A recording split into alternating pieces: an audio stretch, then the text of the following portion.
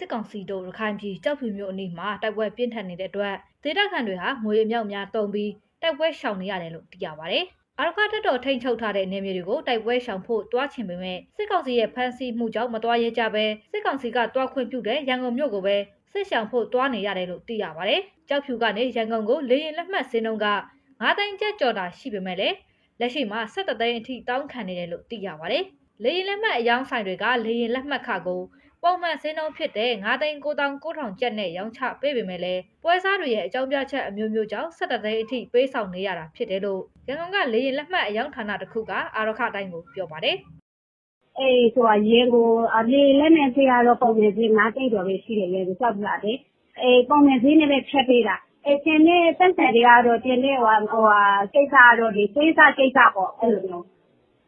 လေလက်နဲ့ဖေးရတော့အဲ့လိုမျိုး17 သိန်း0တော့မရှိဘူးပေါ့မှာအဲ့လိုသွေးသားတွေပဲပေါ့ဘယ်လိုပြောလဲဒီရန်ကုန်ကနေလေလက်နဲ့အပြီးအစီရပြီးတော့ရခိုင်ကိုတယောက်ပေါ့နော်အဲ့လိုမျိုး16 သိန်း17 သိန်းအဲ့လိုမျိုးရှိတယ်ရန်ကုန်ကနေကြောက်ဖြူကနေရန်ကုန်ကိုခရီးသည်အနေအများပေါ်မူတည်ပြီးတော့လေရင်ကနိုင်စင်ပြန်တန်းပြည့်စွက်မှုရှိနေတယ်လို့ရန်ကုန်လေရင်လက်မှတ်အယောက်ဌာနတစ်ခုထံကနေသိရပါတယ်။ဒါပေမဲ့လေရင်လက်မှတ်ဈေးနှုန်းကတော့ပုံမှန်ဈေး9 သိန်းကျော်တာဖြစ်တယ်လို့ဆိုပါတယ်။လေလက်မဲ့တခုလေးမဟုတ်ဘူးမှာပွေးစားတွေကတော့ဒီဘယ်လိုလဲလေလက်မဲ့အပြီးအစီသူတို့တွေကိုပြောထားတယ်လေ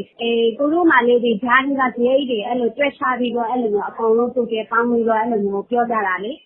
လေလက်မဲ့ဈေးကတော့17 သိန်းတော့မဟုတ်ဘူးဒီပုံမဲ့ဈေးကတော့9 သိန်းကျော်အဲ့လို